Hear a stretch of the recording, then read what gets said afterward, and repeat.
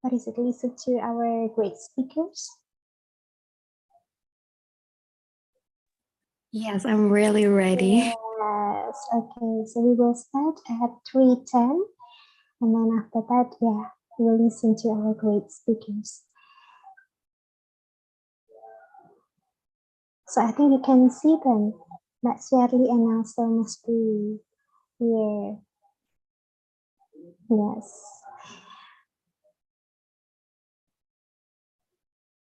Okay. Hello, also. Good afternoon, Mbak Afi. Mbak Afi Lucia, right?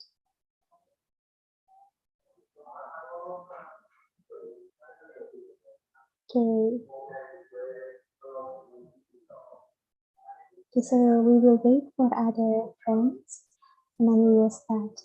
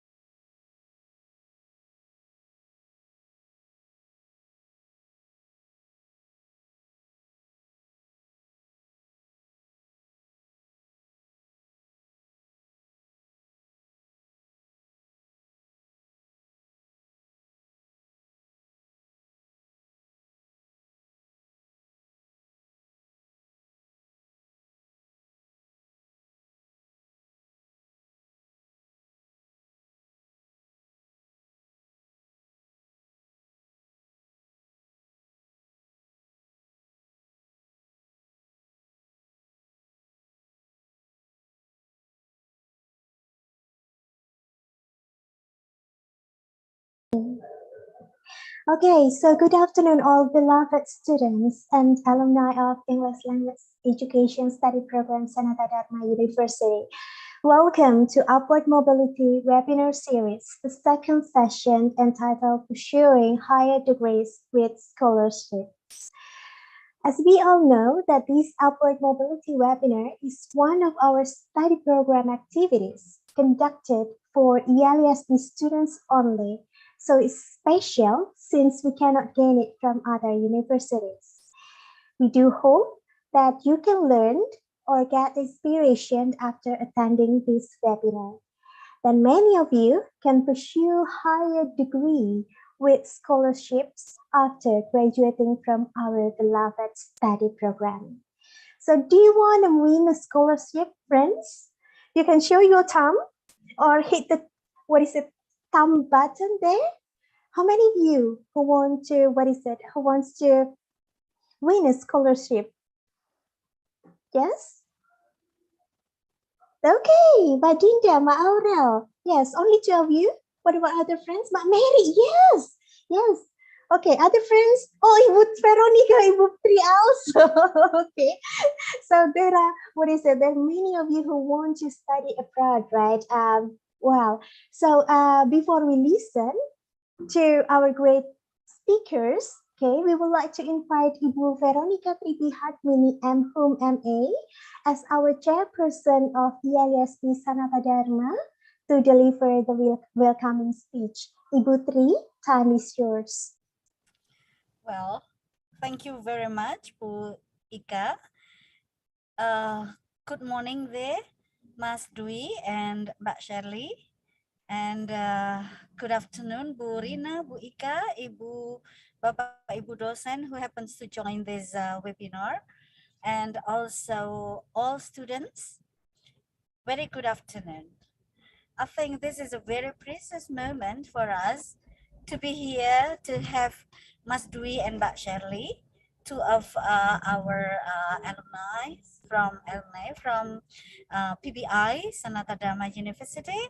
We are very proud to have Mas Dwi and also Mbak Shirley here to share your experiences, to get the scholarships to pursue your degrees.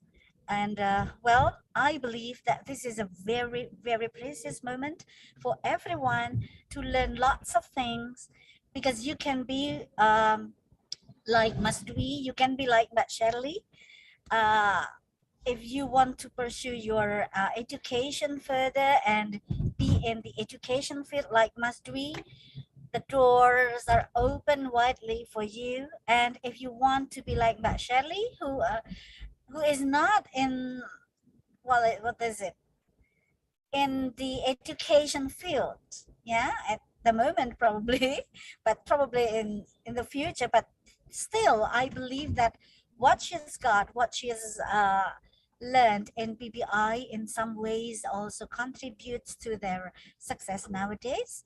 And again, Masdwi, Mbak Shirley, thank you very much for spending the time with us.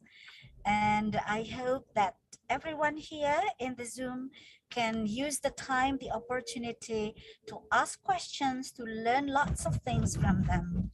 Again, Mas Dwi and Mbak Shirley, I know both of you very well when you were a student, and now you are there. Again, we are very proud of you. Please keep in touch with us in PBI. And we do need your suggestions as well in order to make PBI even better and in order to prepare better futures for your, well, for all the PBI students at the moment. Okay, without further ado, I want to take your precious time. So thank you very much. And Ibu Ika, I give the time back to you. I'm running out of battery at the moment, so I will switch to my mobile phone after this. Thank you, Bu Ika. So I give the time back to you. Thank One you more very thing, much. sorry. Ibu Rina, thank you very much for organizing this wonderful moment. Burina has been, you know, working and preparing for the upward mobility every year, and she can always find very very distinguished people here to be to share with all PBI students. Thank you very much, Ibu Rina. Okay, Bu Ika, give the time back to you. Thank you very much, Ibu Tri, for the speech. Yes, indeed, like everyone can use the time and opportunity to prepare our better future, and we will by joining this webinar also. So, not only the knowledge to pursue higher degree with scholarship, but I think everyone can also win some prizes here. Okay, so as you can see on the screen, friends, so we have, you can win 50K e-money top up. So after, what is it, the presentation, there will be question and answer session. And then after that, the speaker will ask a question. You just need to answer a question from the guest speaker at the end of this session. So 2 participants only, you will win 50K e-money. So you can have Dana, you can have GoPay, Sophie, and etc. And then after that, the second slide, please. You can also win 100K e-money top up. So you just need to post an Instagram story or reel saying something about Upward Mobility webinar. It includes your experience, what you've learned, or your reflection, and then make it as interesting as possible. And mention, don't forget, okay? Mention PBI Sanata Dharma Instagram and post it before 7 p.m. There will be 2 lucky winners, okay? Okay then, so let's meet our first speaker. Her name is Shirley Rosa Senja. Good afternoon, Mbak Shirley. Good afternoon, Bu Ika. How are you today, Mbak Shirley? Great, yeah, thanks. Yeah, thank you so much for your willingness to share your experience with us this afternoon. So please allow me to read your short bio first. So Shirley graduated from PBI Sanata Dharma University in 2012. She received the UK government-funded master program, the Stephanie Scholarship, in 2015 and held MA in Applied Linguistics for TESOL from Durham University, England. Her experience was working in non-profit national and international educational sectors for 10 years in total. Wow, 10 years. And for the last 5 years, her work has focused on project management and program development related to language and cultural learning mobility programs. She's currently working as the project development manager for the Australian Consortium Manager for ASISIS, right? So Australian Consortium for In-Country Indonesian Studies. Outside of her professional life, she enjoys traveling, drawing, and reading. Wow! Full package, if I may say, Mbak Shirley. So without any further ado, please give a warm welcome to Mbak Shirley. So Mbak Shirley, time is yours. Thank you very much, Buika, for the introductions. Warm welcome for all of you. Should I share my screen now? All right. Can everyone see the? Yeah, cool. Yes. All right. So thank you very much for the opportunity that has given to me. It is an honor to be able to share my experience in pursuing my master's degree with scholarships. My time in PBI is significantly important in helping me in getting upward in my academic and professional experience. So thank you. On my presentations, I'd like to introduce myself. Of course, tidak kenal maka tidak sayang ya. And then I will introduce Chevening Scholarship. Probably some of you never heard of it. Maybe you already knew. And then I will share my experience pursuing my higher degree and how PBI involved in this journey so far. And then I also tell a little bit about my Chevening journey and useful tips maybe for you later. Right. So this is my profile. My name is Shirley Senja. At the moment, I'm working as project development manager for ACICIS. So in 2008, I started my degree in PBI Sanata Dharma until 2012.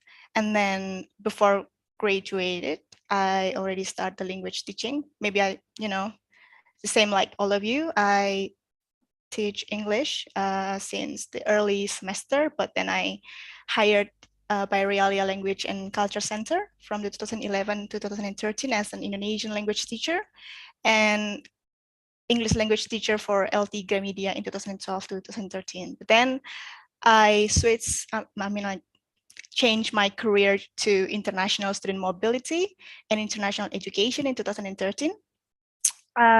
For Ecofield Trip, it's Singaporean-based company. And then 2014 up to now, I work for the Australian Consortium for In-Country Indonesian Studies. It's also Australian-based non-profit organizations.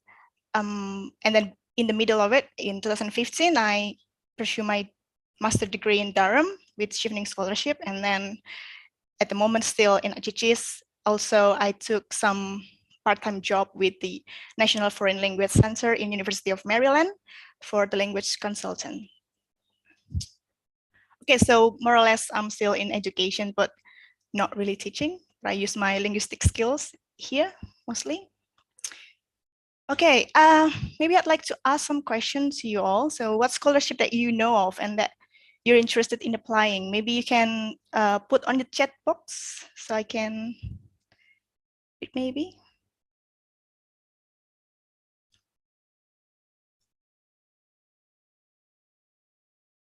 I don't think I can see the chat box. Maybe Mbak Rina can help me. Oh yeah. Fulbright, Chevening, LPDP, maybe. Okay, cool. Only 3 of you.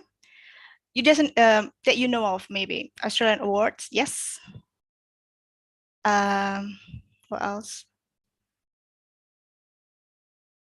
That's it. Okay, cool.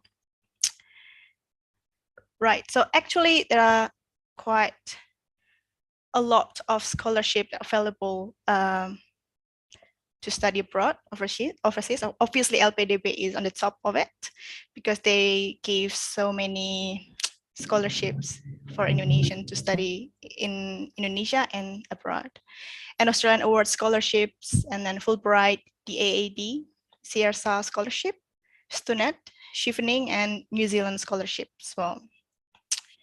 Okay, so because I was awarded a Chevening scholarship, I might tell you a little bit about Chevening. So Chevening is a UK fully funded scholarship, and it opens once a year in August. So I think around next month, in 2nd of August, it actually started to open their applications. And then it will include the flights, accommodations, and course fee, all included. And then whilst there is no typical Chevening scholars, and they are looking for usually kind of people who have the passion in the area that you're working on, you have fresh ideas, and you can have you can influence and provide solution for the current issues, as well as you got the most important one is leadership skill that they need.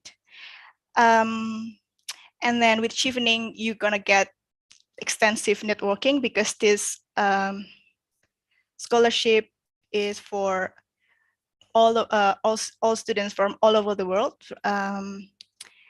So there are around 1,700 people receive Chevening scholarships every year.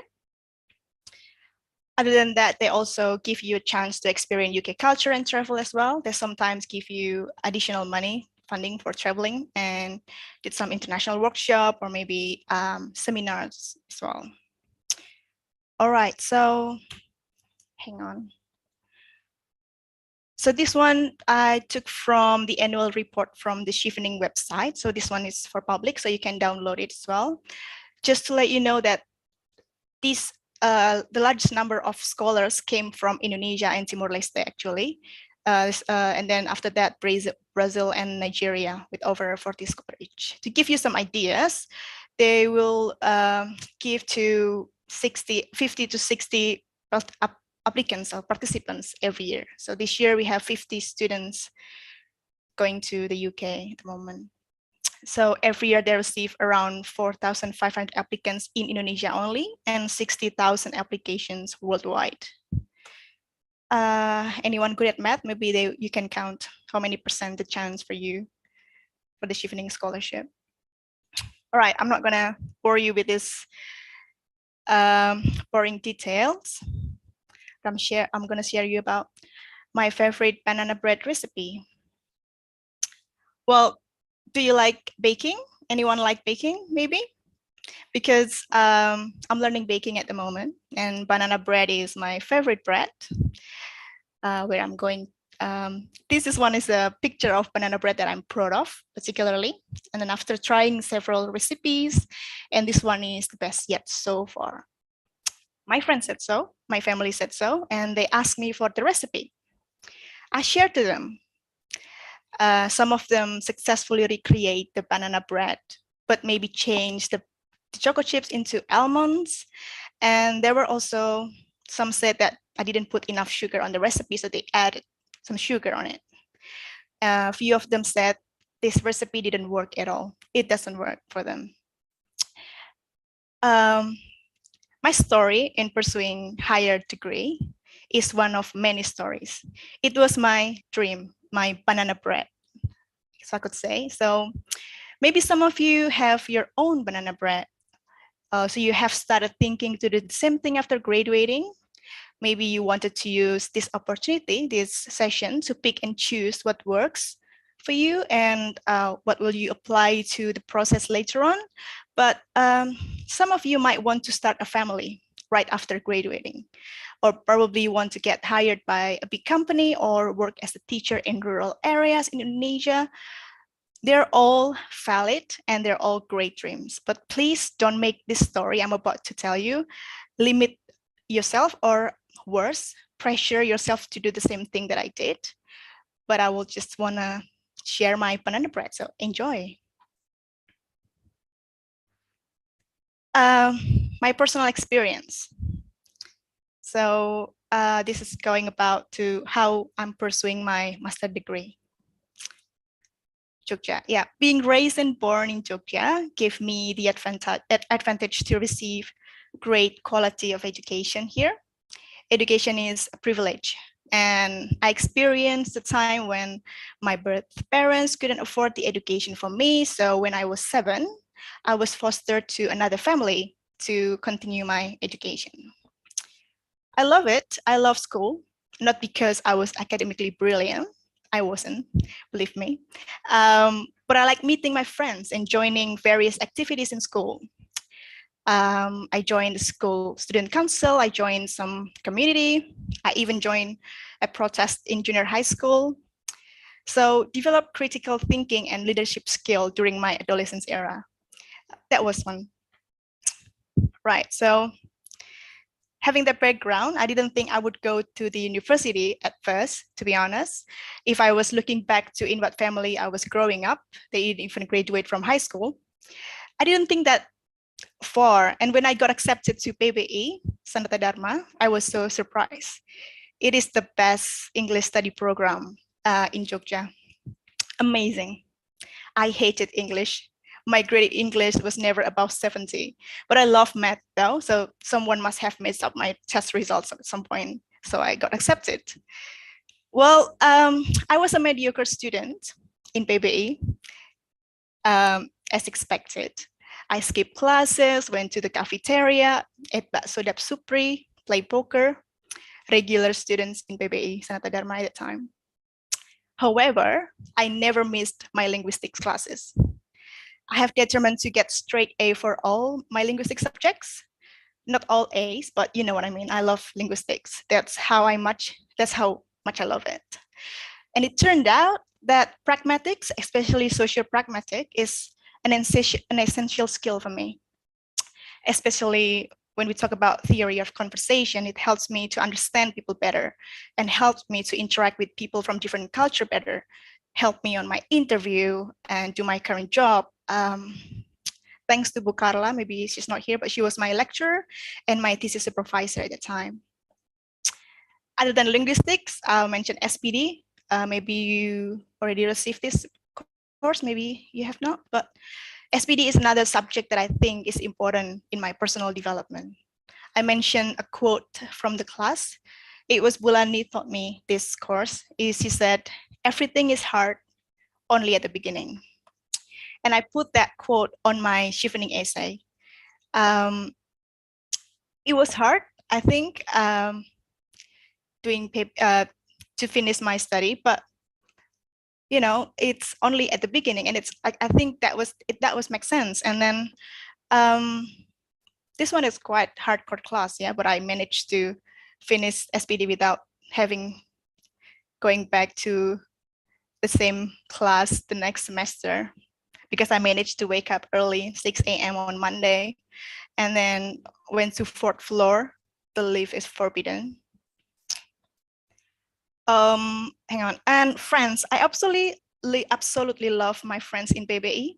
I found the best people in the classroom, in the community, and the committee I joined. I developed my organizational skill during my time in PBI, and I'm not surprised that my life is strongly connected to PBI, and until now, maybe not PBI, Sanata Dharma. So I work more with LB Sanata Dharma, with Pundari. And then after I graduated, I joined a community, Englishes. I don't know if you ever heard of it. Mungkin Mbak Rina heard of it. This one, the community consisting of 5 people at that time who were committed to making English accessible for people who could not afford to learn English. We hosted language exchange session and night quizzes in a cafe not every night, maybe once a week. I love the idea. So knowing enough that education is expensive for some people, I joined and invested my time at that time and volunteering in this community between 2 jobs I had. This experience was also mentioned in my chevening essay to show them my passion for education. So making knowledge, skill, and education are widely accessible and affordable for many people. The other thing is PBI course BIPA. It helped me get a job as an Indonesian teacher, even before I graduated. And then my pure luck started here, I think. So in 2013, I emailed former students from Realia, maintaining connection, networking, and I'm genuinely asking how they are doing. And then one of my students get back to me. She was British, and it happened that she was a CEO of organization of international mobility educational company, and that was, and then she offered me a job for her company in Bali. She set up this new office. I said yes, of course. And this opened even bigger door for me. So I got international exposure and then international growth by living away from my comfort zone. I got new awareness, new dream, and she was an inspirational woman. She showed me that women should dream big and achieve high. Gender does not define you. At that time, I remember she said to me that, "Oh, Shirley, you could do so much more." When I told her my plan that I wanted to go back and marry my boyfriend in 2014. But I told this to you because we got pressure. Women, especially women, are expected to do certain thing in our culture, and then the patriarchal culture has taught us to get married by a certain age, have kids, and taking care of the house. I was still naive. I still got that kind of thinking at that time. I didn't realize at that time that I had many choices, and getting married is one of the choices, but only when you're ready and if you want to. But at that time, I wanted to pursue my higher degree, and so until now, I want to do what I put my dream first, I think. So I want to study, and I went. Well, that one part of the interpersonal growth and getting to know myself, I think that was the pace of life I had. Okay, this is a picture of me and Leo. I don't know if you attended the last session, but Leo was my best friend. He's my best friend until now. He knows this story and he's part of it. So he told me about this job opportunity, which is at the moment now I work with at Chichis. And he was also the one who encouraged me to apply for the scholarships. So this one of many photos of us practicing IELTS every night, writing essay every night. So we didn't know anyone who received scholarship at that time. We didn't have money to take courses for IELTS, and PBI didn't have upward mobility session, maybe because Burina hasn't been here yet. Yeah. So we spent almost a year, I think, for practicing and doing research on what scholarship that's suitable for us and what university that maybe we wanted to go. Even we spent like New Year's Eve still working on applications. So yeah, I applied Chevening. I think that was most suitable for me. And I made the right decisions. So this set of skill that I received during my time in PBI, like critical thinking, leadership skill, organizational and academic skill from PBI, networking and intercultural skill that I received after graduating from PBI and international exposure that I received. And then I finally finding my passion. I love education. I want to work for education. And then I commitment to study abroad and commitment to invest my time in learning and practicing the writing and my English. So yeah, so from that, it's not like overnight work. So I received the Chevening scholarship finally in 2015. Well, it's not a perfect journey. I want to be honest with you. I messed up a little bit. So here's the story. So my IELTS score is actually 6.5. It was below, the qualification to be accepted in any university in the UK. So you have at least minimum like 7 for IELTS. I didn't expect that I will receive the scholarship. I underestimated myself at the time. So when I received the announcement via email in June, I remember it clearly. I received it, and then I was just like, but I haven't applied to any university. I thought I'm not gonna get the Chevening scholarship. I wasn't smart. Like, there are many people who are smarter than me, obviously. But then Oh, okay, so I have 3 weeks before they give me 3 weeks to give them the unconditional offer letter. My university, my first option was Durham University, I think. I put that because I love the city. And then I put Leeds University on it as well. And then the third one, it's UCL. UCL is the best university for education, I think. But I put it on the last choices because I didn't want to live in London. I wanted to live in a small city. So it's important for you to know where do you want to live when you pursue your study program. So these 3 weeks, I just went like, oh my God, I'm not gonna get the university. So I emailed Durham University, not through the application form on the website, but I emailed them that, okay, right, I only got my IELTS 6.5. I know that your qualification to enter this program is 7, but in my undergraduate degree in PBI Sanata Dharma, all the courses taught in English, and I wrote my thesis in English. I'm more than capable in sitting in the classroom with English as the main language, and I can finish my dissertation on time. I can promise you, and this is my situation, and blah, blah, blah. I don't know what I said, but basically, if you don't want to accept me as your student, just send me a rejection letter. And then I think around 3 days, they gave me unconditional offer letter for my email. I'm not sure why, but that was another story that I learned that you don't underestimate yourself. I think if you're ready to go abroad, I think you need to be sure that you're capable for it and just go for it. Well, that was my experience in finally getting the Chevening scholarship. This is a little bit of the story of my Chevening journey. I think 1 year is quite a short period of time, but I managed to enjoy every bit of it. So Durham is here, Durham University. It was the third oldest university in the UK after Oxford and Cambridge. So they have the system of the house, like if you like Harry Potter, they have like Slytherin, Ravenclaw, and things like that. Durham has that. Then I was put in a certain house called Hatfield College, they call it. So they have 12 houses in the universities, basically. So this is my friends from Chevening. So they're from all over the world. We had 2 Indonesian students sent to Durham University that year, only 2. This was my day-to-day life, I guess, in Durham.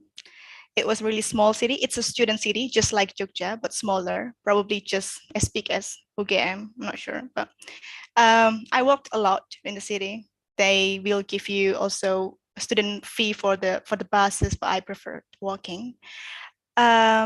This is my first time sharing a house with strangers. This is all my friends in the house. So they are from European students. So they're international students as well. I also joined Indonesian community, not only PPI, but I joined Gamelan, I joined badminton community, I joined what is cultural and language exchange as well. I think the one that I love is the library. So I got like really good library in Durham. It's open 24/7. I cook every day, finally. Usually my mom cook for me. I also enjoy cultural experience because Durham is one of the oldest university. They still have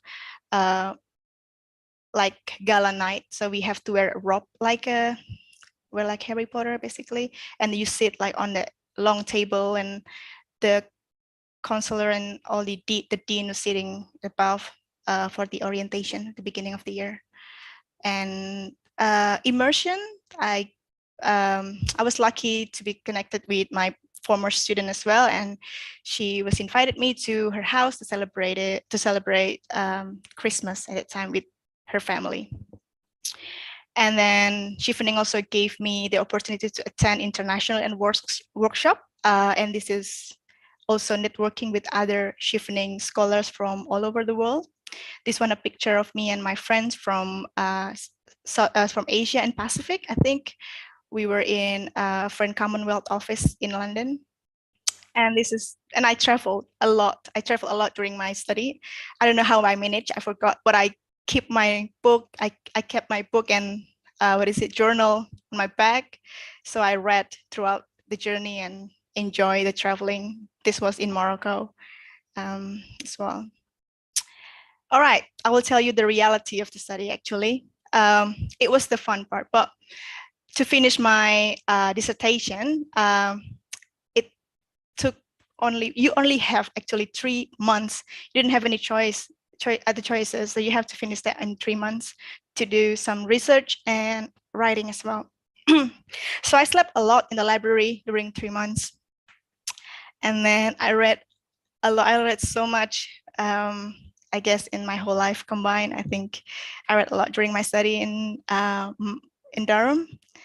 But yeah, I finished on time. I actually wrote on the global perspective and politeness and appropriateness of situational conversation in an English textbook in Indonesia. So it's still on pragmatics term.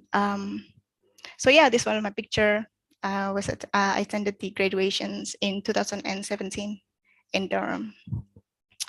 So it's time for the useful tips for you. Maybe this is useful if you want to pursue chevening as a scholarship. The first one is commitment. I said this many times that you have to really commit to do it. I would not suggest to do the research a week before submitting. I work it for like the whole year to practice writing. And then please do some read and research. Scholarship and university. Not all the scholarship may be suitable for you. Maybe you're not the best candidate for a certain scholarship. For example, maybe if I applied for LPDP, maybe they will reject me at the first time. Like, not this one. But I was lucky. I think I got quite, I was strong in the leadership skill, I think, and networking. So they love it. And that's one of the factors. Choosing university also, it's very important. Make sure not only it is because the best university that you are going to, you want, but make sure that you like the place where you're going to live later in the future. I was so sure I don't want to live in London, so I chose Durham. Essay writing tips.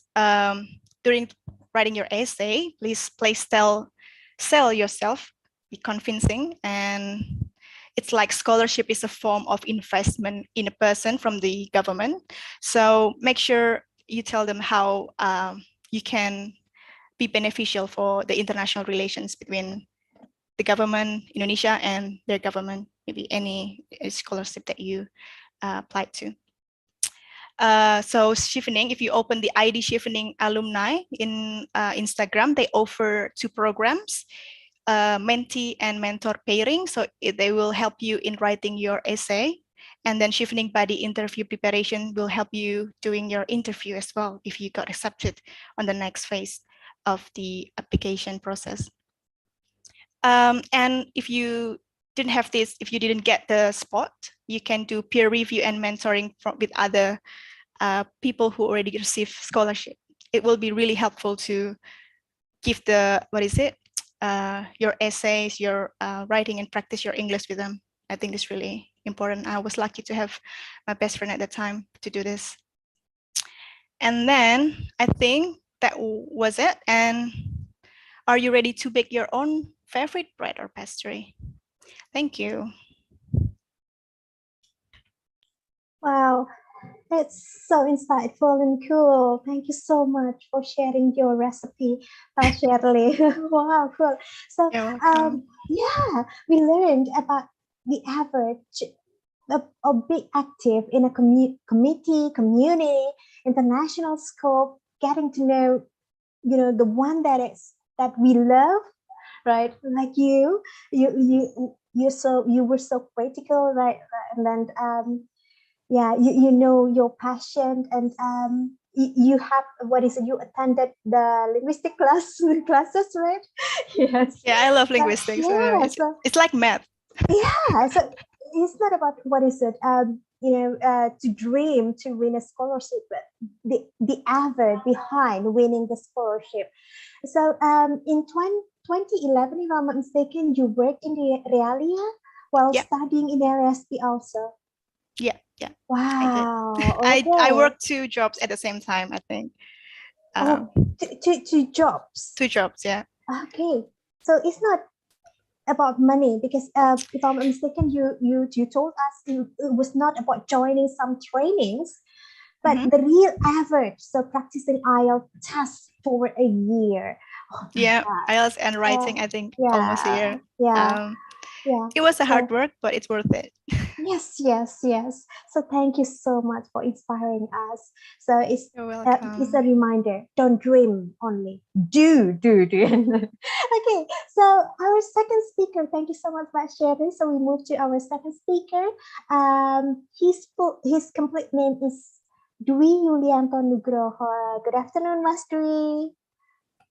Hello, good afternoon, Boyka. Yeah, it's nice to meet you again. How are you Yeah. going? Yeah. What's up? Yeah, I've just recovered from COVID, so yeah. Yeah, but you're doing Really, fine. yeah. Wow. Yeah. So it's been 5 months, if I'm not mistaken, since you come back to Leeds. So how's Yes, it? this is my 6th month, and yeah, it's a roller coaster, Oh, up and yeah. down. Yeah, ups and downs, yes. Okay, Yeah. so before we listen to your sharing, Mastri, I'd like to read your bio first. So Mastri earned his bachelor degree in IASP Sanata Dharma University in 2011. So in 2016, he started his career as a senior high school English teacher in Bandar Lampung. Then he won LPDP scholarship, a fully funded one, for his TESOL master degree. After gaining master degree in 2017, he joined Pelita Harapan University as a lecturer.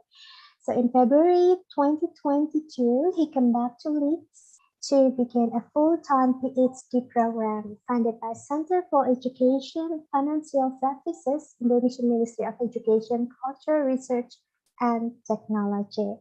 So, Pak Dwi, time is yours. Thank you so much, Ibu Ika, for the time. Thank you, Ibu Rina, for the opportunity as well. Ibu Tri, hello, and everyone, good afternoon.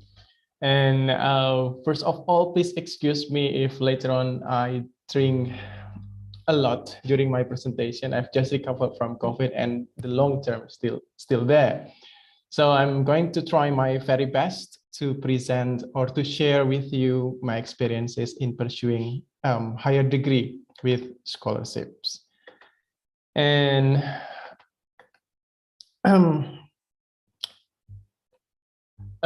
when I was preparing my presentation, the one that made me confused is choosing the background or the template for my PowerPoint slides. And it took several times to decide, and I decided to use this kind of picture. Just hopefully you can imagine sitting down in the park on the one of the city park in the UK during the summer. So yeah, and it's very glad I have this kind of opportunity to share my experiences in pursuing higher degree with scholarships. And I have these 4 general ideas to share with you in this occasion. So the first one, I'm going to talk about study abroad in general, the benefits and also the challenges. And the second one, I'm going to share with you my journeys in getting the scholarships. And the third one, I'm going to share my strategies to win scholarships. And then the last one, I'm going to invite you all to think about your next plans. What should you do if you have aspirations to pursue your higher degrees with scholarships? So first of all, I'm going to share the general ideas of studying abroad. And it doesn't mean that studying in our country or in Indonesia is bad, no, but it depends on someone's preferences and also needs, yeah. So I'm going to share my experience in studying abroad. Well, talking about studying abroad anyway, we are so glad anyway, and we have to be proud to be an Indonesian, because we can now study in anywhere, if I can say, that the government really supports us to pursue our degree or higher degree in any countries, in Indonesia, in the UK, in the US. So I'm going to later on share several opportunities that you can take. You can choose any countries for you to pursue your higher degrees later on. And even you can name famous universities, well-known universities: Cambridge, Harvard, UCL, Yale, Durham, Leeds, Nanyang, any universities that will support you, that really suits with your needs anyway. And the reasons why I study abroad: the first one, I would like to gain my knowledge. Gaining knowledge can happen anywhere, in Indonesia, in the UK, in the US, but I'm going to experience gaining knowledge in the UK. And I'm going to build networking, like what Shirley has shared, that by studying abroad, we can have a kind of international exposures, that we can have a kind of networking with many people, many international students, or many students coming from the UK itself, or the people coming from countries around the world. We still have even WhatsApp group until now. And those are my master's classmates, yeah, my classmate when I was doing my master's. And then I can experience culture change or exchange, like I can share my own cultures and I can learn new cultures. So this picture was taken when I was invited by British family to celebrate Christmas. So although I got so many new things, but I can now learn new things when British are celebrating Christmas. They serve me well, and I miss them. And I can touch the snow. It's very simple aspirations, but finally I can really touch the snow. And one of my aspirations why I chose UK, I'm one of Liverpool Football Club fans, and finally I could visit Liverpool Stadium, Anfield Stadium, if you are familiar with football anyway. And yeah, and that's one of the benefits that I got from studying abroad. You can visit Big Ben, York, some beautiful places in the UK. And if we are talking about studying abroad, perhaps most of us, or me at the time, even imagine the bright side. Meanwhile, we have to understand that studying abroad is not easy. So many challenges that we have to face. The first one is dealing with the academic lives, like what Shirley has shared to you before, that we have to finish our dissertation or final project within 3 months, 3 to 4 months. We have to prepare ourselves before the class, read journals, articles, and then have a kind of study group to discuss the next materials before we attend the class. And also we have to deal with so many assignments. And we have to deal also with the socio-cultural issues that we have to mingle in the society, where we have to face different exposures or different social cultures, different cultures, if I can say. So we have to deal with this kind of cross-cultural issue that we have to adjust very quickly to survive, if I can say. And winter, spring, summer, and autumn or fall, we have to struggle with this kind of seasons, different seasons. We have to think a lot before we decide to go outside. We have to check the weather forecast even, so that what can I say? So that we can prepare ourselves before we face what's that? The challenges outside of our house. And the next one, we have to deal with the food and also beverages, which has different tastes. Fortunately, in my city, in Leeds, there are so many Asian shops which provides or which sells any ingredients, Asian ingredients. So I think it's not really difficult for us to even to cook Indonesian food. But for our friends who are Muslims, they have to think about halal food as well. So these are the challenges that I have faced and now facing during my experience in studying abroad. And now I would like to share with you about my journey. In this occasion, I would like to thank Pendidikan Bahasa Inggris Sanata Dharma who has shaped me until now, yang sudah membentuk saya seperti sekarang ini. Ibu Tri, Ibu Dari, Pak Pras, and all lecturers in Sanata Dharma, they have dedicated for their students. So you must be lucky to be here. You must be blessed to be in PBI Sanata Dharma. Let me tell you why. That you have inspiring lecturers. They really walk the talk. They can be the role model with the 3 C's. And I'm sure you have been familiar with the 3 C's. And the motto, Cerdas Humanis, not only your brain, but your heart are provided by your lecturers and also staffs in PBI Sanata Dharma. And if I can give a kind of positive testimony, PBI Sanata Dharma has a kind of quite clear curriculum and also programs. And several modules or several courses that really shaped me until now is service program design, like service program design, like what Shirley shared ya. Kayaknya banyak alumni Sanata Dharma yang suka program atau suka mata kuliah SPD. And then my teaching career right now was shaped because of micro teaching and also teaching practicum, PPL ya. Itulah titik balik saya ketika saya mencintai dunia pendidikan, ketika saya melakukan micro teaching dan juga PPL.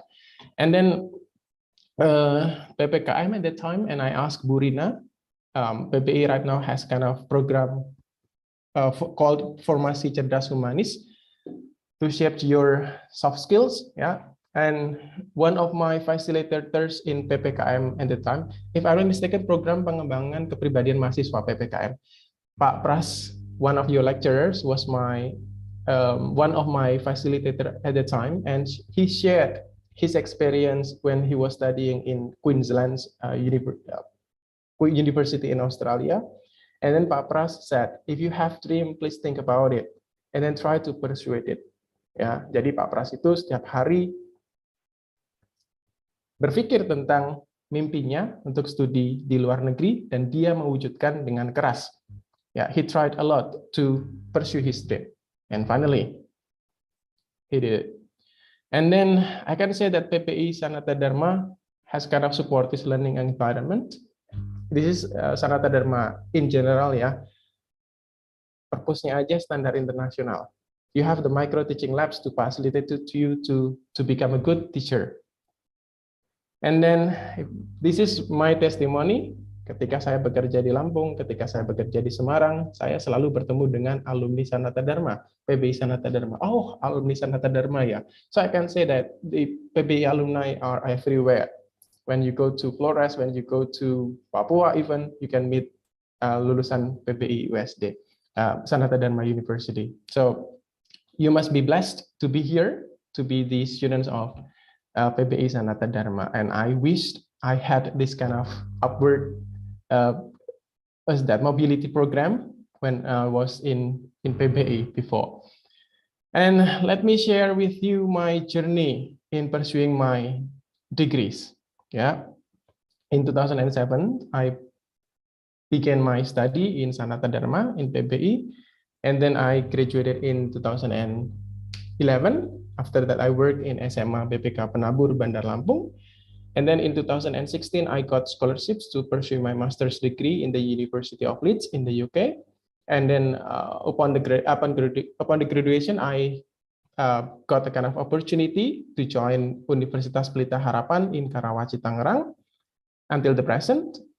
And just last year, I got another scholarship to pursue my doctoral degree in the same university, in the University of Leeds in the UK. And let me tell you my experience when I was studying in PBI Sanata Dharma. My motivation to join PBI at the time was just to be able to speak in English, that I want to go to any countries and I can speak with English native speakers. Itu mimpi saya. Ternyata begitu kuliah pertama, my first course at the time was basic listening with Pak Kosa. After I finished the course, I cried because I didn't understand what Pak Kosa and my classmates said. You can ask Ibu Rina. Ibu Rina was my classmate at that time. Yeah, it gave me pressures that studying in PBI Sanata Dharma was not easy, but I have dedicated lecturers to help me. Itu mimpi saya. Kenapa saya pilih PBI? Karena saya pengen keluar negeri, saya pengen ngobrol dengan orang asing. That's it. Unfortunately, I didn't come from a rich family. Yeah, I come from financially underprivileged family. My father didn't make any plan to help or to send me to a university. He asked me to work for a while and then continue my study. But at the time, I was accepted in PBI Sanata Dharma, and I asked my father that I wanted to study in PBI. And one day before the re-registration time, my father gave me 4 million rupiah, if I'm not mistaken, to re-register myself, and I cried at that time. And because my father said like this, I give you this money, please go to the university to re-register yourself, but during your study, please be ready. If I and your father cannot give you any money anymore for your study or to support your study, yeah, I have to be ready if I have to stop my dream to study in PBI. And I said yes, and I promised to my father at the time, I will study hard, and I promise that I will try to get scholarships to support my study. And praise the Lord, Sanata Dharma provides me with this kind of scholarships: Sanata Dharma Student Fund, Glory Seal Student Fund, and then Van Dharma Scholarship, VDMS. Even for my thesis, undergraduate thesis, I received Classroom Excel Research grant, yeah, to finish my thesis at the time. But I keep on dreaming to study abroad, just to go abroad. Jadi saya masih tetap bermimpi untuk keluar negeri, paling nggak ke Malaysia lah yang paling dekat. That's why during my study in Sanata Dharma, I applied several scholarship, Indonesian English Language Study Program, student exchange, yeah, to the US, Global Undergraduate Exchange Program to the US, and then Erasmus Mundus Exchange Program at that time to Spain or Italy, I forgot. And then Community College Initiative Program to the US, and the last one, Australia Indonesian Youth Exchange Program. I still remember the last one I applied with Ibu Rina, and Ibu Rina received the opportunity to go to Japan, if not mistaken, yeah. But God said, no, not this time, Dwi. You have to finish your study first. And then I finished my study, and I work in BPK Penabur.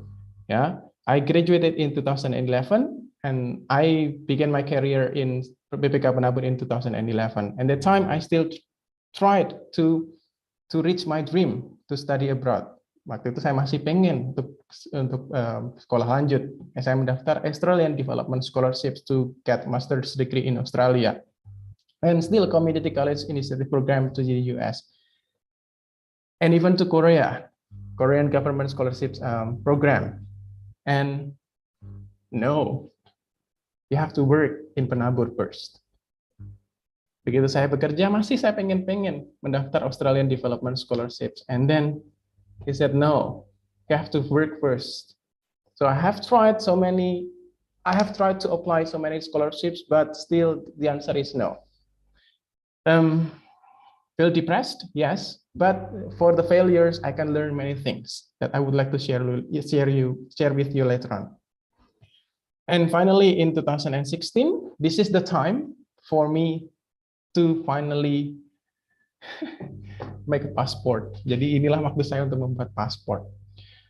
So I was funded by the government to pursue my master's degree in the UK with Indonesian Endowment Fund for Education, or LPDP scholarships. And finally, I pursue my master's degree.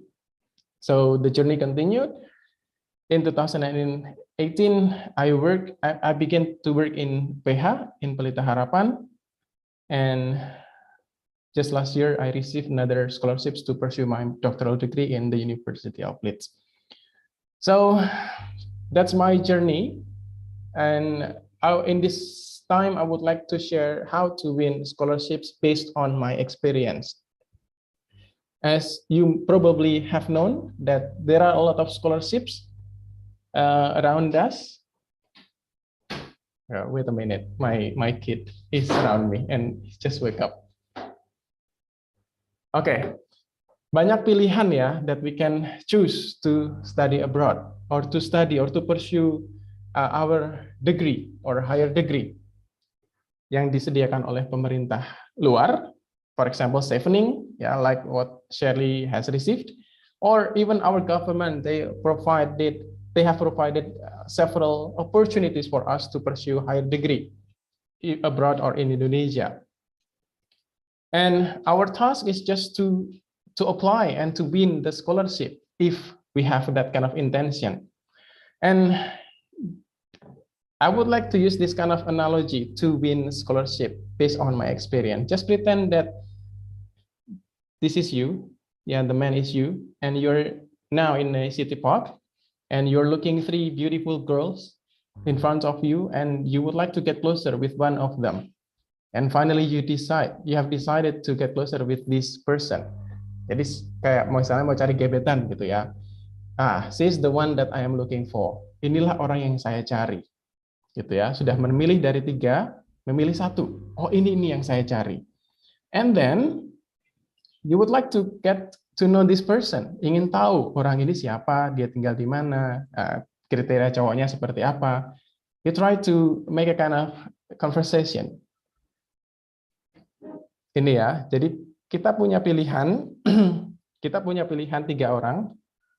But this girl, after we decide to get closer with this girl also has so many choices. Masih banyak cowok-cowok lainnya di sana. Nah, your task is how to convince this girl so that this girl wants to be your girlfriend. Itulah tugas kamu. Gitu ya. Kalau misalnya harus meyakinkan cewek ini biar mau jadi pacar kamu. And then you start to ask the criteria. Kriterianya apa sih yang cowok yang kamu suka? Oh, the first one, he has to have a kind of permanent job, punya pekerjaan tetap. Gajinya berapa? Gajinya lebih dari 10 juta. Dan kriteria yang ketiga, dia harus lulusan PBI Sanata Dharma. Oke, itu kriteria cowok gue misalnya. And then you start to think, do I have a permanent job? Is my salary more than 10 million? Apakah saya lulusan Sanata Dharma? Am I PPI Sanata Dharma alumnus? Harus berpikir seperti itu. Kalau misalnya enggak, berarti enggak masuk kriterianya. Logikanya seperti itu kan? Nah, and then you can say, yes, I have a permanent job. My salary is more than 10 million rupiah, and I am a PBI Sanata Dharma alumnus. Sudah sesuai dengan kriteria yang si cewek tadi kan? But again, you have to remember that this girl has another choices. Masih juga banyak cowok-cowok lain yang di sana yang sama-sama mungkin punya pekerjaan tetap, gajinya lebih dari 10 juta, and PBI, graduated from PBI Sanata Dharma. Jadi kamu harus meyakinkan lagi cewek ini untuk memilih kamu. So you have to have this. After you fulfill those 3 criteria, you can say you can show another plus point, like I also have a house and 2 cars. recently I have been awarded as the best employee of the month. Jadi ini kayak plus point yang kamu punyai, yang mereka berdua, yang cowok lain mungkin nggak punyai. So that this person would like to say, then you are the one that I'm looking for. Jadi kamulah yang saya cari. Saya mau jadi pacar kamu. Gitu ya. I will forget the others. I will focus on you, not the others. And because you are the one that I am looking for. Just the same with winning scholarships, if I can say. So if you have known one of the scholarships, let's say Fulbright Masters ya, ini salah satu contohnya adalah beasiswa S2 untuk studi di Amerika. Fulbright or Aminaf, they have specific requirements for the applicants.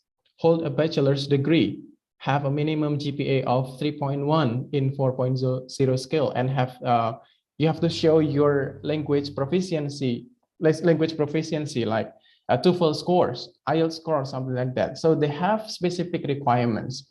Your task is to fulfill the requirements. Apakah aku sesuai dengan apa yang disyaratkannya? Kalau misalnya sesuai dengan disyaratkannya, kemungkinan besar diterimanya ada, gitu ya. And then know about yourself. You have to know about your strengths and your weaknesses. Yeah, because later on when you come up with the interview sessions, the interviewer would like to ask your strengths and also weaknesses sometimes, and you have to be able to describe yourselves in this case. And you have to know about your life, your aspirations, your future plan. And I like this kind of analogy again when someone asked me about winning the scholarships. Seperti tenses ya, kita tahu tenses ada tenses past, tenses present, tenses future. So I have to make these three different times into one circle, and those are correlated. So your past, what have you done? What have you achieved so far? And then your present, what are you currently doing? And then your future, what are you going to do after you finish your studies? Jadi ada benang merahnya antara past, present, dan juga future. So that you know what should you do next. I would like to give you one example. Your past, I have carried out research and published 3 journal articles on grammar teaching. Itu yang sudah saya lakukan dulu. Saya sudah menulis artikel jurnal, bless you, dalam grammar, and then sekarang ini I'm doing research on grammar teaching. And in the future, I'm going to be a more professional researcher in the area of grammar teaching in ESP context. So those are correlated anyway. Okay, another, perhaps this is, what's that? Applicable with your context right now. Your past, I graduated from, that's English Language Education Study Program, PBI Sanata Dharma, and became a private tutor. Dulu, saya lulusan Sanata Dharma, dan mungkin pas studi kamu menjadi seorang dikerja di les-lesan atau buka privat, khusus privat. At the present, I am a senior high school teacher. Setelah lulus ternyata kamu jadi guru SMA. Tapi kamu tuh pengen jadi dosen. Your future, I want to be an English lecturer. Meanwhile, to be an English lecturer in Indonesia, you have to have master's degree. Kamu harus S2 kan? That's the gap. That's why you need to pursue your master's degree in language teachings because, for example, because you want to be an English lecturer. That's the correlation that I can share with you how to win scholarships or how to know about yourself. Apa yang sudah kamu lakukan, apa yang sekarang ini sedang Anda lakukan, dan apa yang akan Anda lakukan setelah selesai studi. Sehingga pemberi beasiswa bisa tahu, oh anak ini, oh calon ini niat nih, bener-bener pengen kuliah. Dia tahu apa yang sudah dia lakukan, dia tahu apa yang sedang dilakukan, dan tahu apa yang akan dia lakukan. Gitu ya. And then, seperti tadi, you have to have the plus points. Biar kamu chance untuk keterimanya semakin besar. For example, Shirley, ya, she said she has strong leadership capability, ya, leadership experience itu bisa jadi plus points, achievements, active in organizations or even committee, for example, ya. I still remember when one of the persons in front of me during my interview process asked me, punya pengalaman memimpin untungnya saya dulu pernah menjadi ketua kelas saat saya SMA.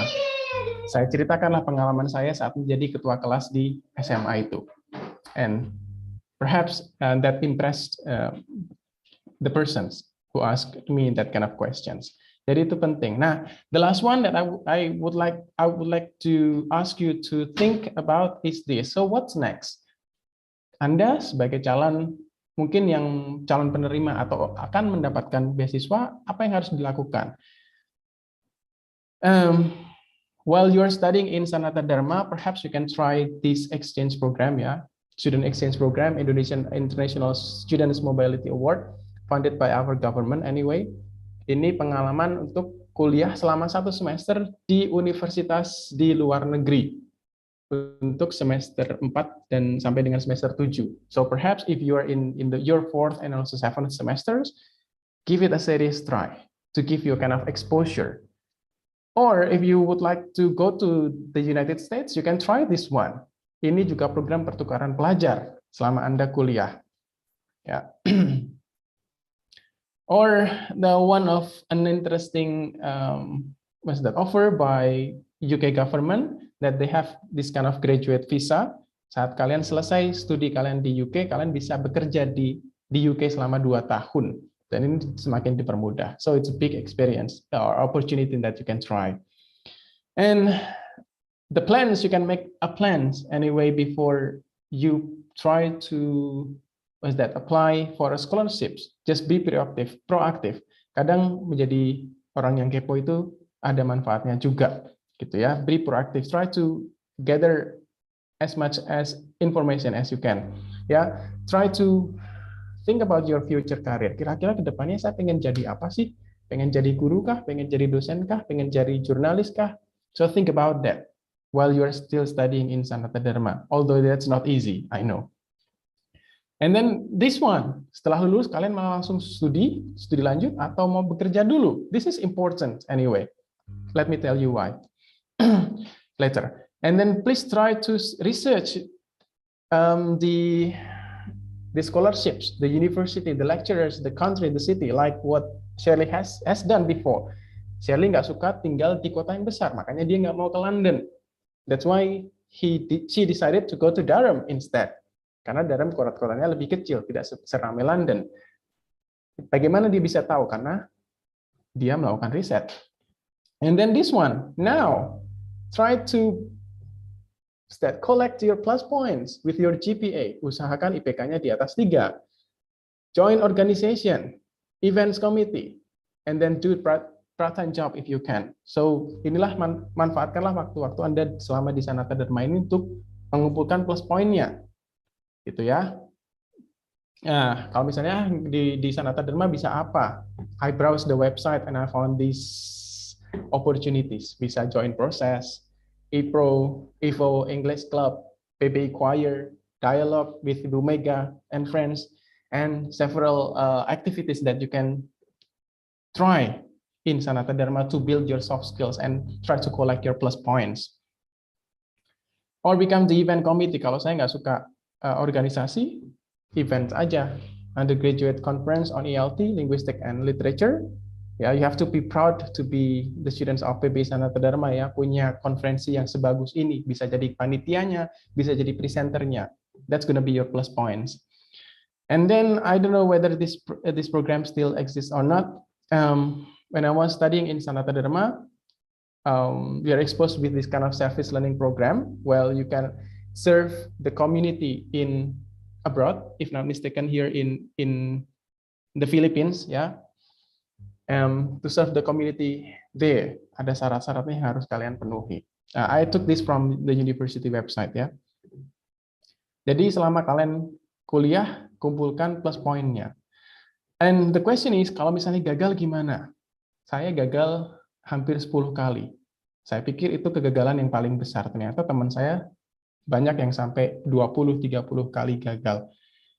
If you're not granted with the scholarships, try to reflect, try to improve and try again. Kemarin saya salahnya di mana ya? Kurangnya apa ya? Oh, di essay saya kah? Di cara saya menjawab saat interview kah? And then after you get another opportunity, you can improve yourselves and try to reapply for the scholarships. Jangan takut gagal. It will make you stronger. How to deal with the repeated rejection? Kalau misalnya ditolak terus gimana? It make us sad, yes. Disappointed, yes. That's what I felt at the time. Kenapa sih gagal terus? Saya sudah coba ini, sudah coba itu, kenapa gagal terus? Tes IELTS sama TOEFL itu kan nggak murah juga ya. So how to deal with this kind of repeated rejection? Finally, I come up with this kind of reflection that his time is not my time sometimes, that his plan is not my plan, but I believe that his plan is better than mine. Okay.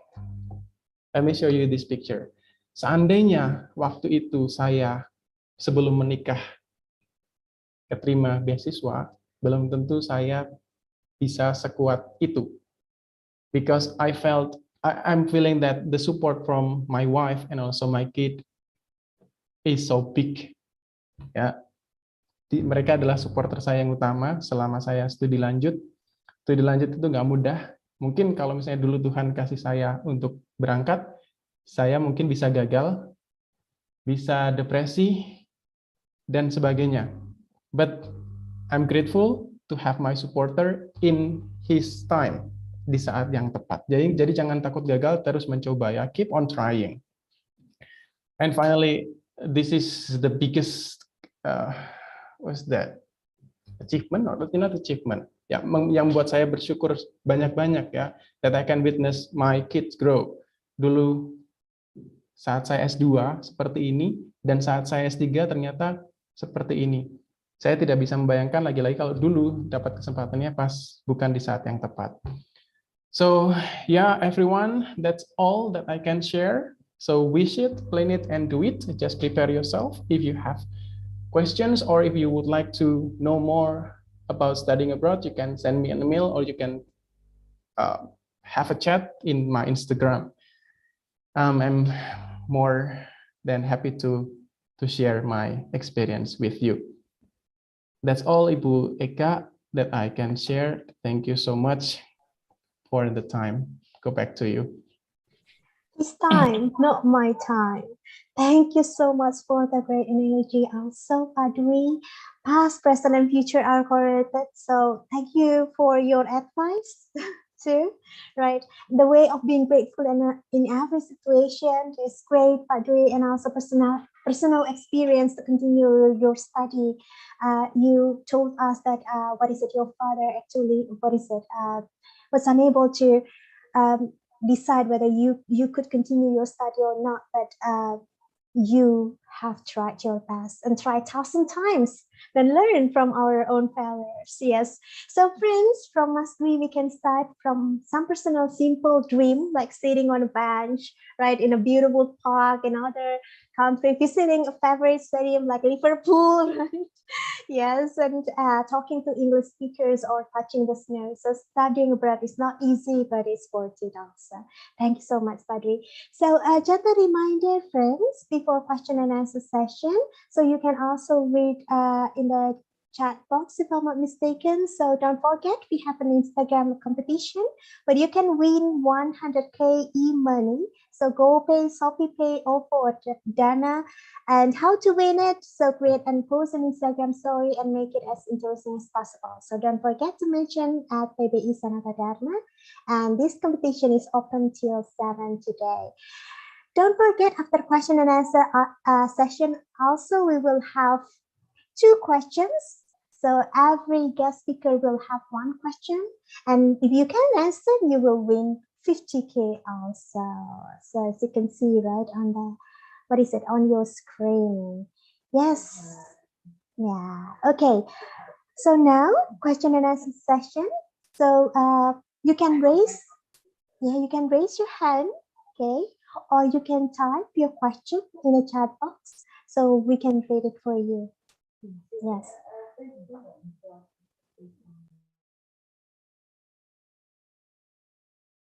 Yeah, please.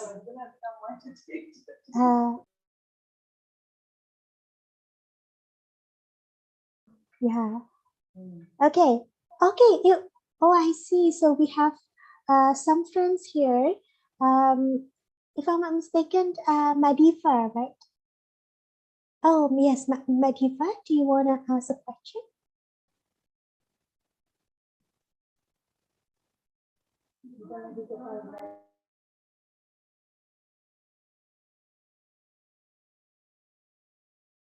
Okay. Oh, I see. So we have a question on YouTube, if I'm not mistaken. So, yeah. Yeah, for Mas Dwi, what makes you interested in Leeds University, and then you come back again for your PhD from INECA? That's 2020. Okay, Mas Dwi. Okay, directly answer it, yeah. Okay, thank you, Ibu Eka, and thank you, Ineke, for the question. It's interesting, yeah. Why I chose Leeds and decided to go back to Leeds or return back to Leeds. The first one, I think it's quite similar to Shirley's that reasons that I don't like to live in a quite big city. That's why I don't want to go to London at the time. Leeds is located in the middle of the UK, ya. Jadi di tengah-tengah, like Durham, it's in the middle of the UK. Meanwhile, London is in the southern part of the UK. So the reasons why I chose Leeds is because Leeds provides what I need. UCL is the best study program for the education in the world, but UCL is University College London. Yeah, Shirley. Yeah. University College London is the best university for the education program in the world, but UCL doesn't provide what I need and what I want after I did my research. Yeah. Meanwhile, Leeds provide what I want and also need. So I decide to went to Leeds, and I applied to Leeds anyway. I did research before I applied. Sebelum saya memilih kuliahnya atau tempatnya, I did research and I found that Leeds is the place that I'm looking for. At the time, I tried to fulfill the requirement. What is that? The requirement given by Leeds, and I decided to apply it, and that's my reason. Jadi karena kampusnya, because of the program that is provided, and also the city, because I don't want to live in a bigger city anyway. And then the reasons why I decided to return to Leeds, because I would like to continue my project with my previous supervisor. Ya, jadi pembimbing saya sekarang, my supervisor right now was the supervisor when I did my dissertation or my final project. Jadi saya melanjutkan projectnya. And then the second one, I would like to give, this is not academic reasons, I would like to give a kind of exposure for my kid. My kid was born in Leeds. That's why I would like to give a kind of exposure to my kid so that he can experience how to live in Leeds. Karena waktu itu dia usianya masih bayi kan, jadi belum ngerti apa-apa. He is now 5 years old, and I believe that he can experience better in living in the place when he was born. So that's my answer, Ineke. Thank you so much for the question. Yeah, it's so personal, but so what is a great answer. Okay, so we have a question also for Mak Shirley. How do you convince your former professor in PBE to give you reference letter? So from Ineke also. Start, Mas Dwi. Okay. Okay, yeah. This is another interesting question because it's quite challenging for some people. How do you convince your former professors atau pemberi referensi ya? My suggestion is please make a good relationship with your lecturers. Ya, kalau ketemu di lorong disapa. Bedakan menjilat dengan apa ya? Berbuat baik ya. Bedakan itu ya. Itu bukan berarti menjilat. Kalau misalnya ketemu di lorong disapa. good morning, Ibu Tri, good morning, Ibu Rina, good morning, Ibu Eka, so that you will build a good relationship with your lecturer. Try to show your very best so that your lecturer would like to give you the recommendation letter. Gitu ya. Jadi several friends that I know, they're quite reluctant to ask PPE lecturers to give a recommendation letter because they don't have a kind of a close relationship with the person. Like, masa aku tiba-tiba menghubungi Putri untuk meminta rekomendasi, meskipun saya yakin, I believe that Putri would like to help as long as he knows, gitu ya. Jadi, so my suggestion is please try to make a kind of good relationship with your lecturers, especially your academic supervisor, terutama dosen pembimbing akademik Anda, gitu ya, atau dosen pembimbing skripsi Anda. That's my suggestions, Inneke. Okay, thank you, Mas Dwi. Sorry, Bu Eka. One more additional information is, of course, you have to show your quality. Ya, kalau di kelas jangan takut menjawab, jangan takut salah. You make sure that you're active, make sure that you have quite satisfying GPA. Nah, that's gonna be helpful to convince your lecturer to give you a recommendation letter. Okay, sorry, Bu Eka. It's totally fine. Okay, thank you, Mas Dwi, Mas Shirley. Oh yeah, thanks, Mas Dwi. I think I've got similar answer.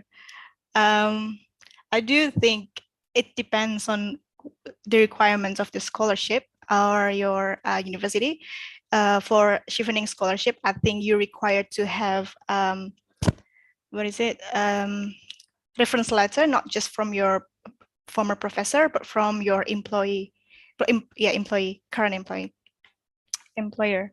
But I only asked Bu Carla, I think, because I need one from the professor and one from my work office. I do have a different opinion from Mas Dwi. I wasn't quite a smart student when I was a student in PBE, and having GPA above 3, it's quite hard to get actually, but I did manage. From the experience I got in chevening, they didn't really see the academic side, so it's more like professional experience. So you need to work at least 2 years before you're applying for the scholarship, and the scholarship is also accept those who already got master degree. So if you, this is the cheat sheet, I think, if you want to get the master degree from different scholarship, for example, you got accepted from LPDP, and then you did another working experience, and then you come back and applied for chevening, they will accept you for the second master as well. So yeah, I think getting the reference letter from Bu Carla at that time, it's quite easy. I still in contact with her even after until today. Yeah. Thanks. Okay, Mas Shirley, thank you so much. Yeah, so Ma Mary, if I'm not mistaken, you want to ask a question? Yeah, sure, Miss. So first of all, I would like to say thank you so much to Kak Shirley and Kak Dwi, of course, for all the tips, and thank you for sharing your story as well. And now I would like to ask a question for both of you. So, well, the UK is one of my dream countries to visit because I think it's nice to be able to live there.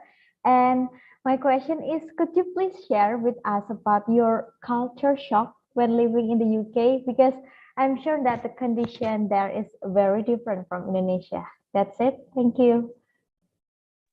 Thank you, Ma Mary, for the question. I did not live longer than Mas Dwi, so maybe I can start first. What do you think? The experience of culture shock. Well, that's good questions, and I'm sure everyone will have a little bit of this experience. I think walking, it's first I walked a lot in the UK and in the cold weather, especially in Durham. It's in the north, up north. Different weather.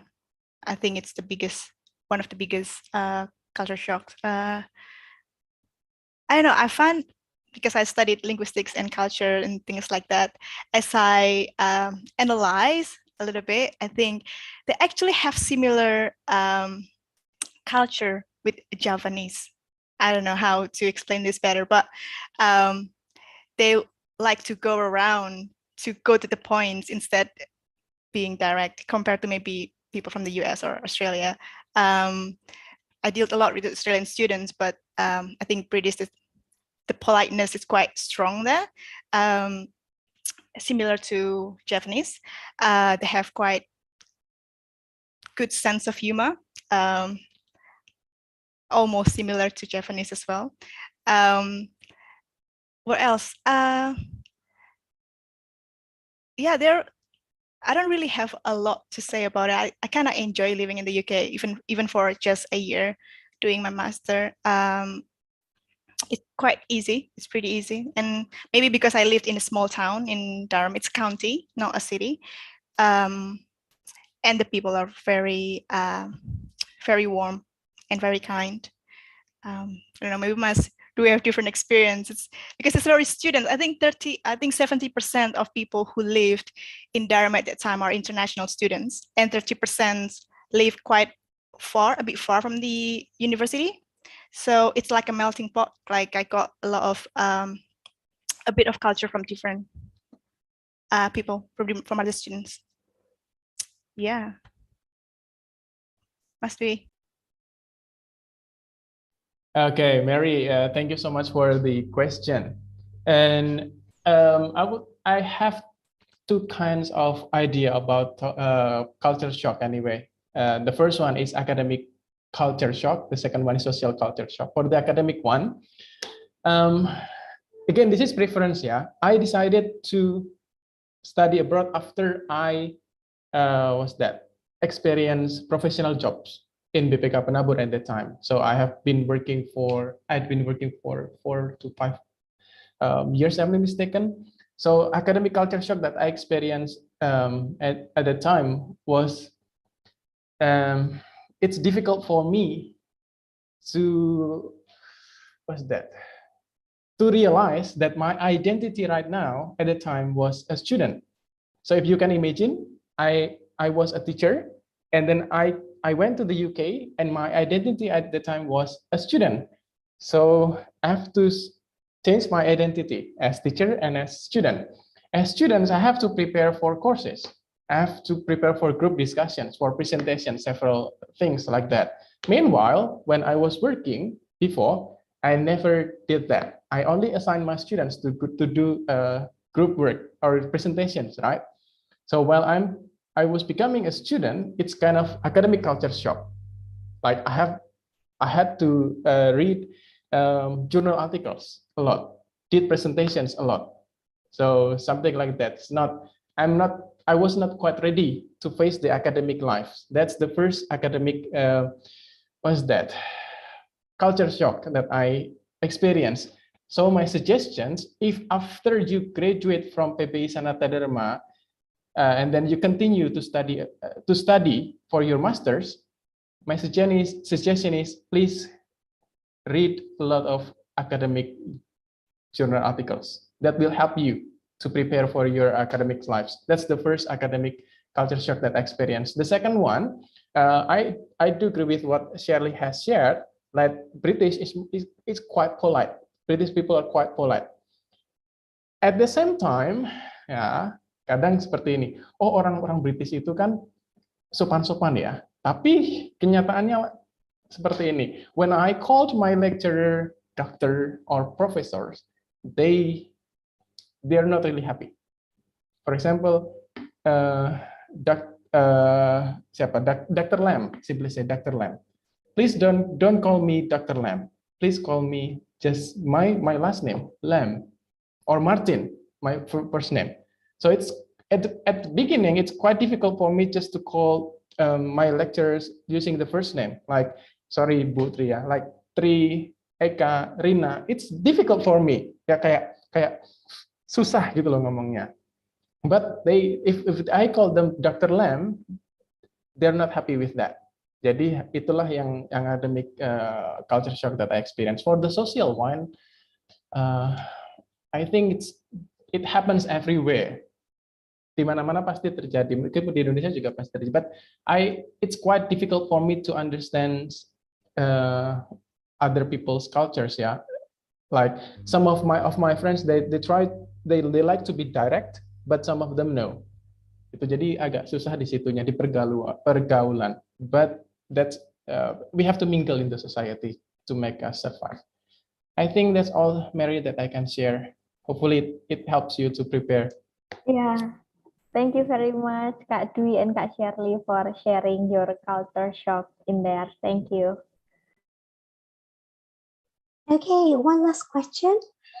For Mak Shirley, how do you convince your parents that you want to have that scholarship? Because my parents have the "you are a girl" reason. Thank you. I love this question. I do love this question. I think we can have another session separately from this about it, because I like to, I think empowering women is a part of my passion as well. So yeah, to be honest, I didn't tell my parent when I applied my scholarship. I'm well aware of I'm an adult and I can decide my own choices. But what do you call it? We cannot just say we have to give understanding to our parents and how capable we are in doing this. Like I don't know. I don't know how old are you at the moment, or maybe in what semester. At that time when I was in PBI, I had a really strict parents, foster parents actually. I didn't have a cell phone until last semester because they're always checking on me on my phone if I got it. So I prefer not to have any phone or any, so they are in control of my life. It was really difficult. It was devastating, and I couldn't do what I wanted to do during my study. And then I think it changed when I graduated. And then I started thinking that, oh, I can make my own money, and then they cannot control me anymore. It was not like a bad relationship or at all, but I know they come from love, and they are worried about us. But I was not that kind of girl. Like I can't, I had a big dream. I wanted to do what I wanted to do. So I decided to leave Yogyakarta, and I lived in Bali actually for a while for my job. And that is the first time I think my parents realized that, oh, so Shirley is an adult, she can live on her own. And they just need a proof, I think, from us, a girl. Yeah, I'm the only girl in the family, and they're worried about bad thing might happen and things like that. But it happens to me as well. After I moved to different city, the relationship between me and my parents, it's way better. They give me, like, they trust me more, and a little bit, you know, I don't know, the way I see the world is different from them. So I try to explain to them slowly, but so they understand that, they finally understood that woman is no different than man. We're human. Men and women are equal, and we deserve to get the same opportunity.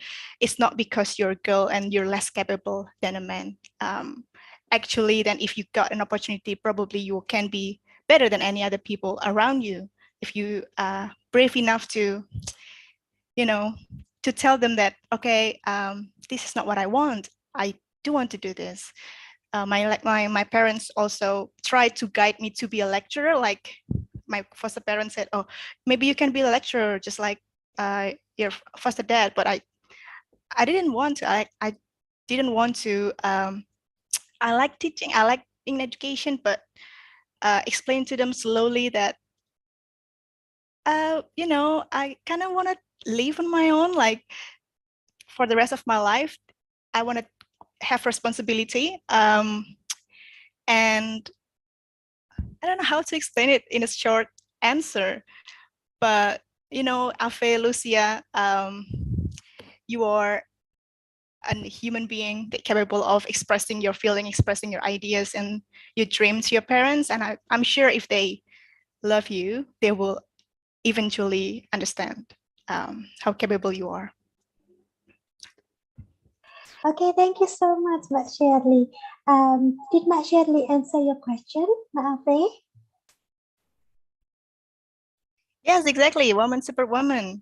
Yeah. Love that. Okay. Yeah, thank you, Mbak Shirley. Yes, Jessica, thank you. Okay, Ibu, so Ibu Ika, can I sure, comment sure, as well? Mas Dwi. Yes, yes. Okay.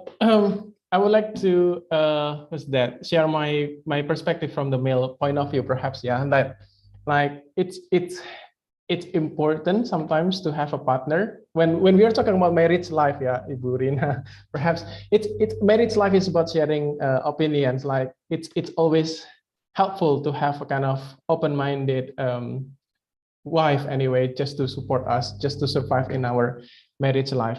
And perhaps, and this is the story from one of my friends, kayak when she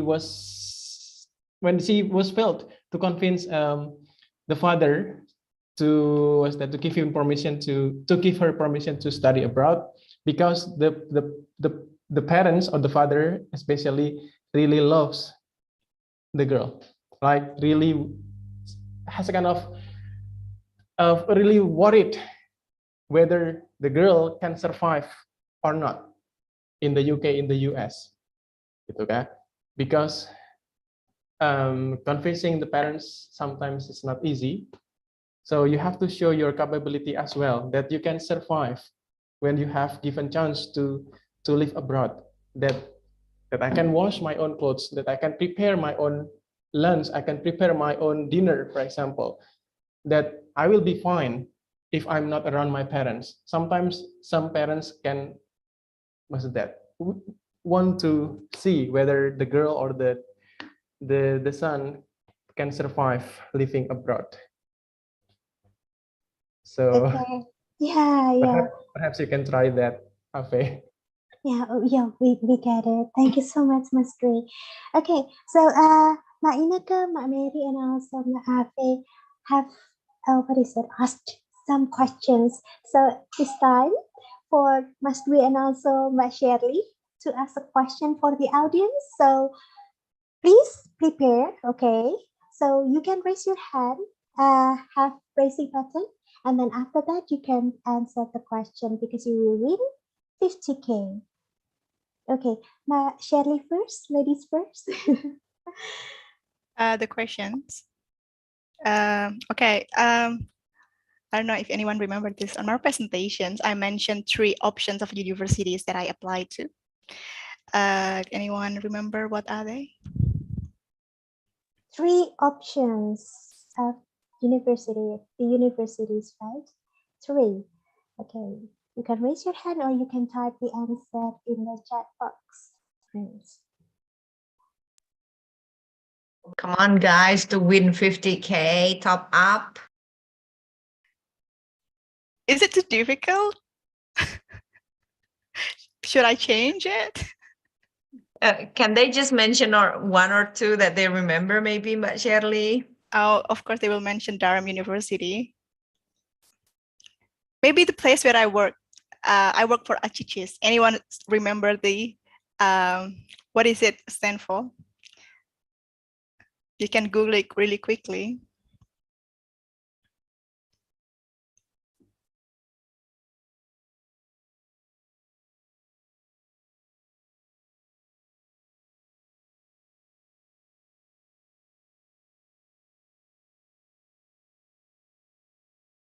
Okay, so we got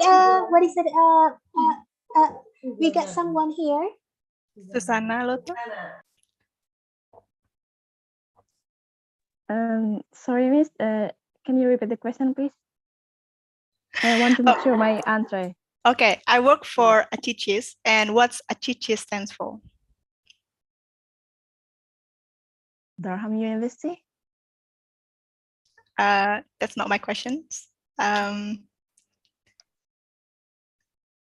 Maybe anyone still remember where I work, the place?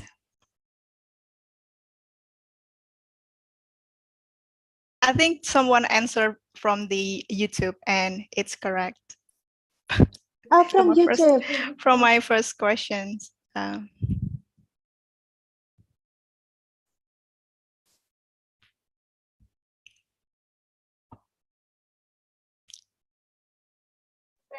Okay, Mas Stella, if I'm not mistaken, you wanted to answer Pak Shirley's question? Hello, Miss and Mbak Shirley. Yeah. So the question is about CICIS, right? Yeah. If I'm not mistaken, CICIS stands for the Australian Consortium for In-Country Indonesian Studies. Yes. Is it right? Benar. Yeah, congratulations. If is any of you fresh graduates, at the moment we open for recruitment, if you want to check the website or send me a message and I will send you the link. Thank you so much, Mas Shirley, for the opportunity. So, Mas Stella, don't forget, you need to text Ibu Rina, okay? Okay, so we move on to Pak Dwi. Mas Dwi, your question, please.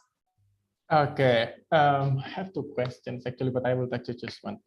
I feel so grateful to become one of maybe Sanata Dharma alumni, and I have mentioned several reasons why you also should be proud to be PBI Sanata Dharma students. Could you please mention at least two reasons why I feel so grateful to become PBI Sanata Dharma alumni?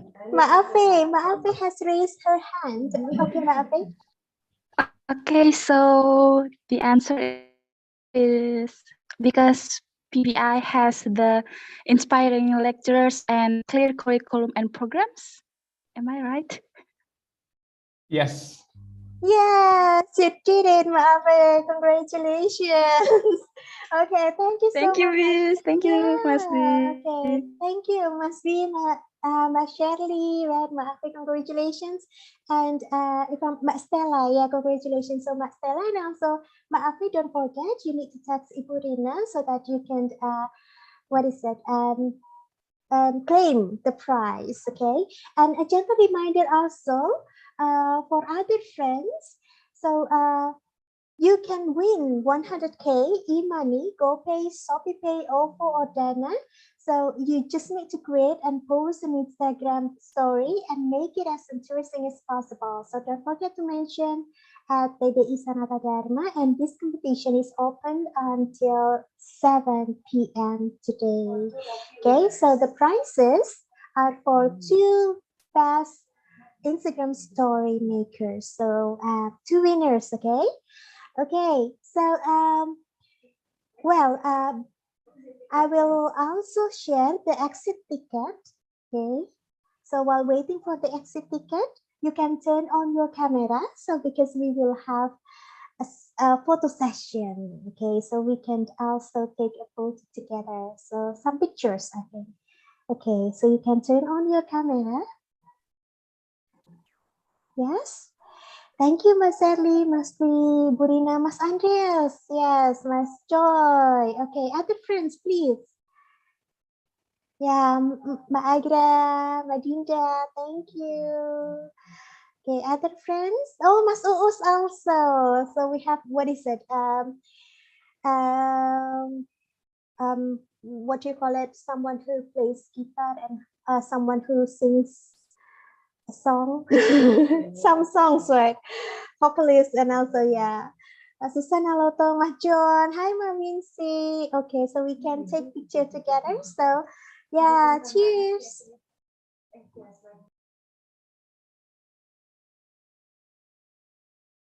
All right, everyone, I'm going to take the picture. I will count from 3 to 1. For the first slide, 3, 2, 1.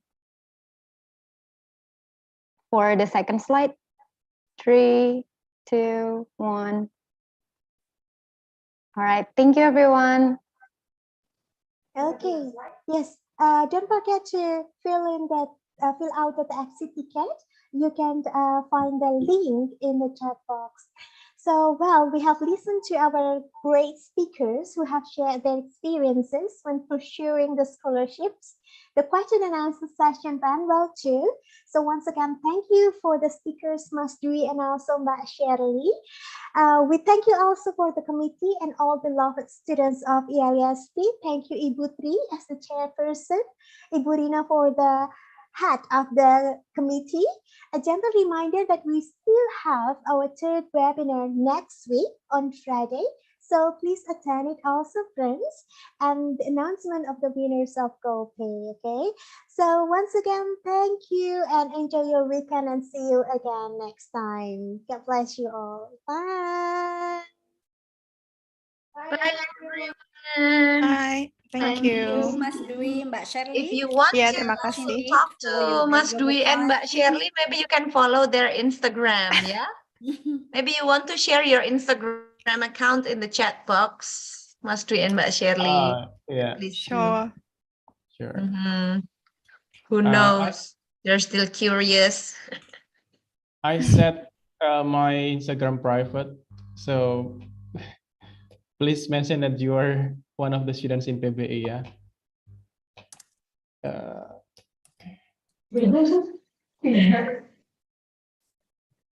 Okay, thank you very much.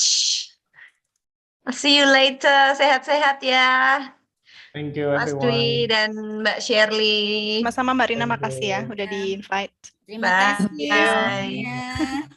Thank you, Putri, Bu Rina, Shirley, thank you. Bu Sehat-sehat Ya, Mas dulu Dwi ya. ya. Jaga kesehatan semuanya. Ini Ya. boleh aku close atau masih nunggu sesuatu nih? Boleh, silakan. Boleh, close. Oke. Boleh leave. Dah. Terima Sehat-sehat kasih ya. Bu Rina, Bu Ika.